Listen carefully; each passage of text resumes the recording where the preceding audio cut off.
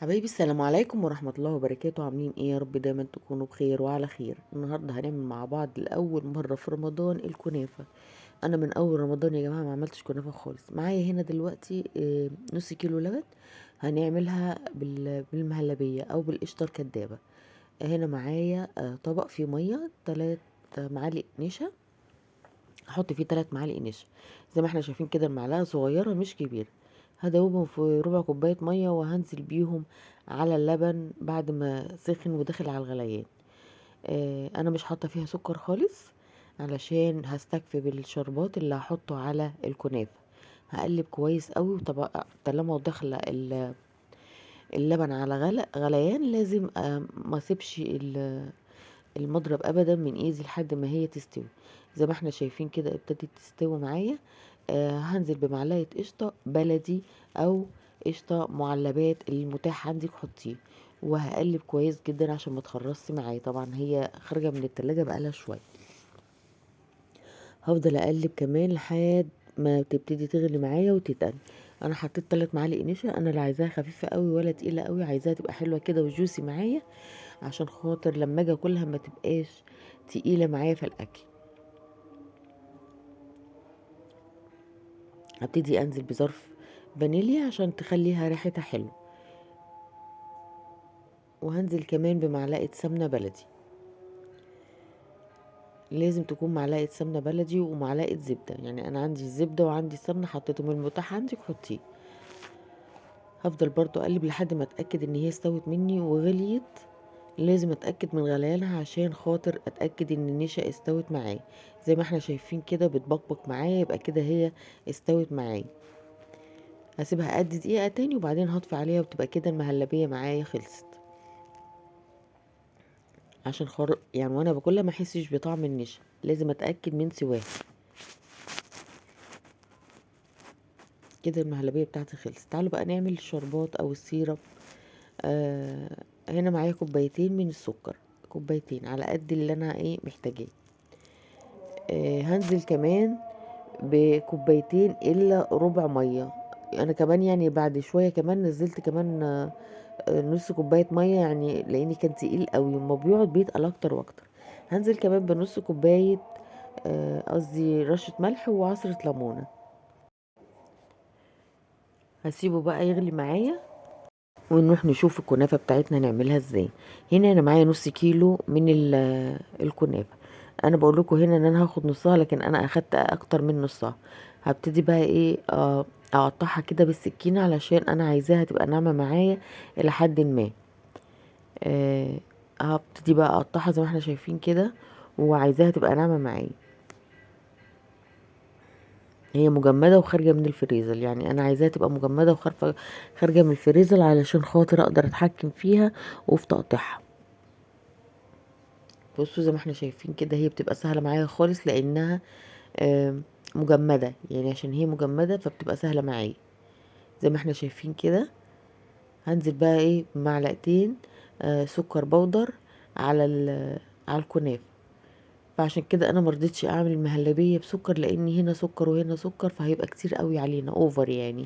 فاحنا نستكفي بالشربات ونستكفي كمان بالمعلقتين اللي احنا حطيناهم في قلب الكنافه. معلقتين السكر دول هيدوها يعني هيبقى مرمل معانا مكرمل معانا في الكنافه. غير كده بيدي لون حلو قوي للكنافه. هنا الصينيه بتاعتي اللي انا هعمل فيها، انا حاطه فيها كميه سمنه بلدي لا بأس بها يعني في الارضيه.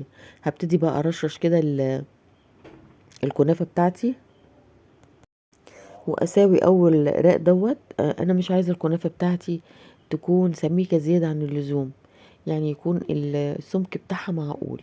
وهبتدي انزل بالكنافه واظبط الرق الاولاني ده، علشان طبعا المهلبيه بتاعتنا او القشطه الكدابه هتتحط عليه، فانا مش عايزاها تنزل لقاع الصينيه عشان ما تتحرقش معايا.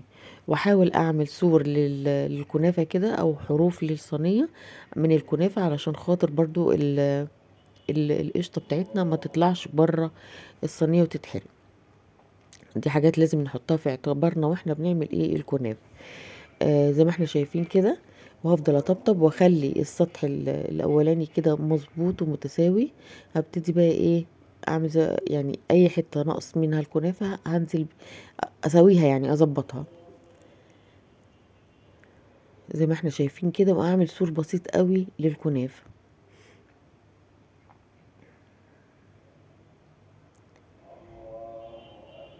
هبتدي بقى انزل بالمهلبيه او القشطه بتاعتنا زي ما احنا شايفين كده. اسفه معلش، هنزل بقى ايه بالسمنه، هرشرشها كده. آه، طبعا احنا حاطين في الصينيه من تحت كتير سمنه كتير، وزي ما احنا شايفين كده هنزل برضو ايه اسويها كده بالفرشه، بس اخليها برضو كلها ايه واصلها سمنه. ابتدي بقى انزل بالمهلبيه واخلي بالي ان هي ما تجيش على الحروف، يعني كميه المهلبيه دي كفت الصينيه دي وممكن تكفي صينيه تانية زي ما احنا شايفين كده. واسويها واخلي بالي ان هي ما توصلش للحروف. رمضان بقى، كل سنه وانتم طيبين، يعني كنافه. رمضان كريم يا جماعه. حطيت الرق المناسب من القشطه الكدابه، وزي ما احنا شايفينها كده كريمه عامله زي الكريمه. معانا بقى سوداني، ما عندك مكسرات، زبيب، جوز الهند، اللي انت حباه حطيه زي ما احنا شايفين كده. هبتدي بقى انزل بالرق التاني من الكنافة، واخلي الرق دوت مظبوط جدا بحيث ان القشطة ما تبانش منه، علشان خاطر لو وصلتها النار طبعا هي هتغلي في قلب الفرن، فمش عايزاها تبقبق وتطلع لبره. فالرق ده لازم يكون مظبوط جدا، وطبعا مش هينفع نضغط عليه علشان خاطر الجريمة بتاعتنا ما تخرجش منها. ونفس الموضوع اللي عملناه في الرق الاولاني هنعمله في الرق التاني، ونحط سمنة مظبوطة عليها زي ما احنا شايفين كده.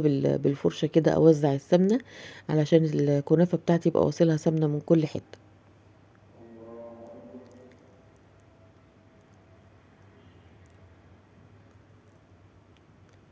زي ما احنا شايفين كده هفضل اوزع السمنة على الكنافة.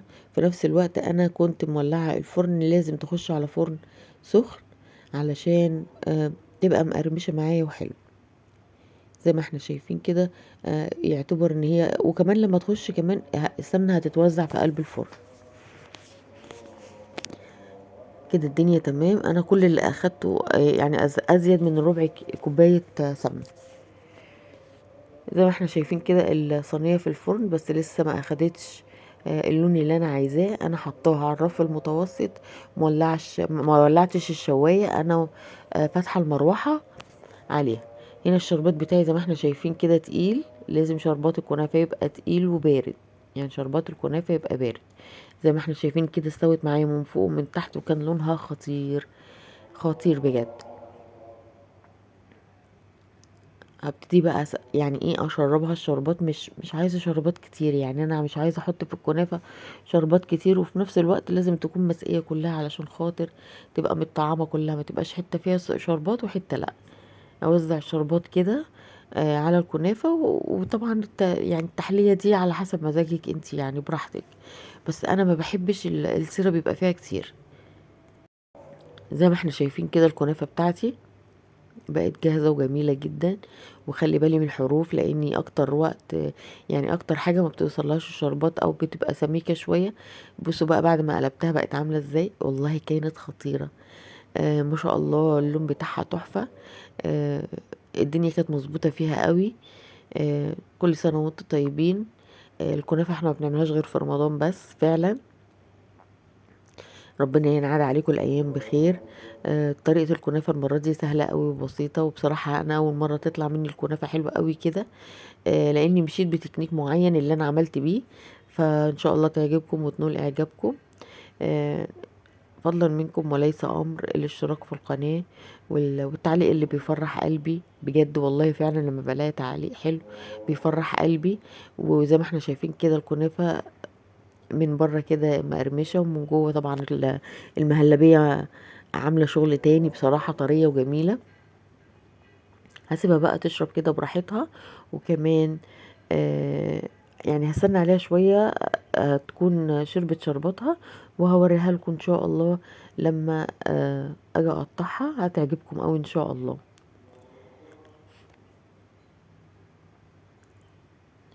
تعالوا بقى نقطع من الكنافة ونشوف.